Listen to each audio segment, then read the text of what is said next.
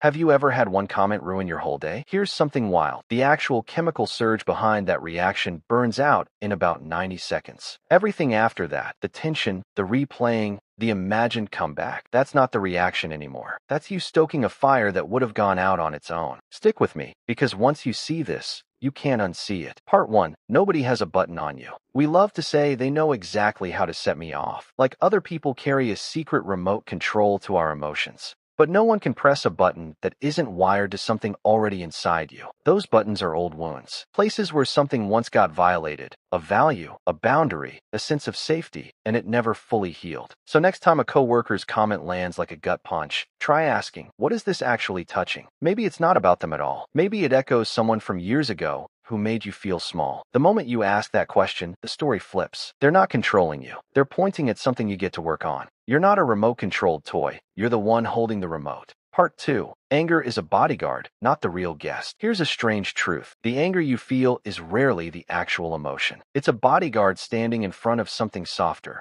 Hurt, fear, embarrassment. Your partner forgets something important to you, and you erupt. But underneath the eruption is usually one simple ache. Do I matter to you? Say that instead. I felt forgotten opens a conversation. You never remember anything closes one. The anger feels protective, but it usually just pushes people further away. The vulnerable version is scarier to say, but it's the one that actually gets you what you wanted in the first place. Part 3. The gap where freedom lies. Between the moment something triggers you and the moment you react, there is a gap. It's tiny. Most people never notice it exists. Viktor Frankl wrote about discovering this space while surviving a concentration camp, that even when everything is stripped away, a person still gets to choose their response. You don't need anything close to that extreme to use it. Someone fires off a nasty text. Before you type anything back, ask, what response would I be glad about tomorrow? That question alone is enough to widen the gap and hand you the choice back. Part 4. Step back and just watch. Imagine being able to watch a storm roll through without getting soaked. That's what it's like to observe your own emotions instead of becoming them. Instead of thinking, this person is unbelievable, try noticing,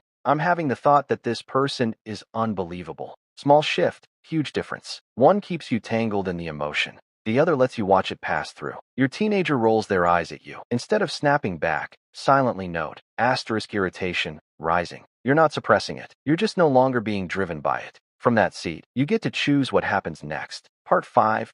Difficult people as personal trainers. What if the hardest people in your life aren't obstacles? They're training you. A trainer at the gym pushes you into discomfort on purpose, because that's how the muscle grows. A demanding boss, a passive-aggressive relative, a critical in-law. Annoying as they are, they're often building exactly the skill you're missing. Patience, boundaries, calm under pressure. Next time someone difficult sends their 5th message of the day, instead of, why can't they just trust me? Try, what is this teaching me to handle? It doesn't make them less frustrating, but it turns the frustration into something you're building, instead of something being done to you. Part 6. Boundaries are gates, not walls. Boundaries don't shut people out. They decide what gets in. Think of them less like a fortress and more like the gate of a garden, with you standing at it. I hear that you're upset, but I can't keep talking while you're raising your voice. Let's pick this back up when things are calmer. That's not cold. That's clear. Same with a friend who always vents but never wants solutions. I care about you, and I can listen for a few minutes. After that, let's either problem solve or talk about something else. You're still showing up. You're just not emptying your whole tank to do it. Part 7. Sometimes the strongest move is stepping away. There's a real difference between running from a hard conversation and stepping back from one on purpose. One is avoidance. The other is strategy. I need a few minutes before I keep talking about this.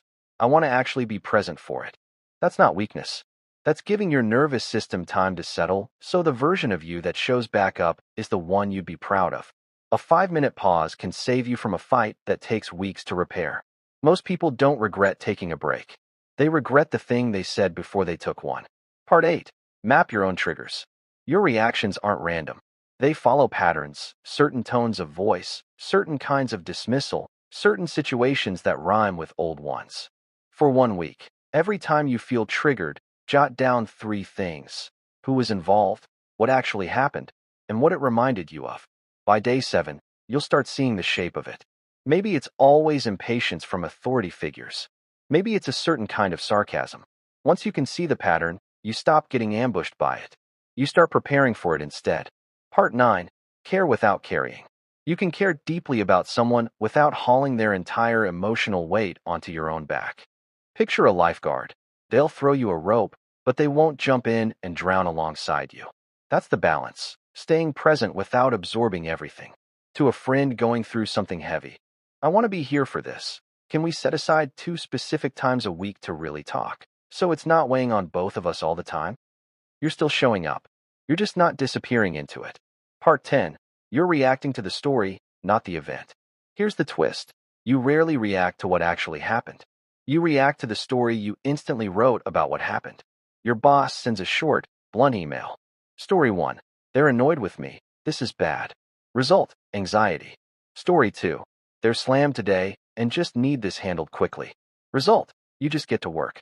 Same email. 2 completely different feelings. Because the feeling came from the story, not the words on the screen. Once you notice you're narrating, you can ask, is there another story that fits just as well? None of this works by knowing it once. It works by practicing it badly, then a little less badly, over and over. Pick just one idea from this list. For the next week, every time you feel triggered, use only that one. By week 2, it'll start showing up on its own. The people who seem unshakable weren't born that way. They just practiced noticing the gap, again and again, until it became automatic.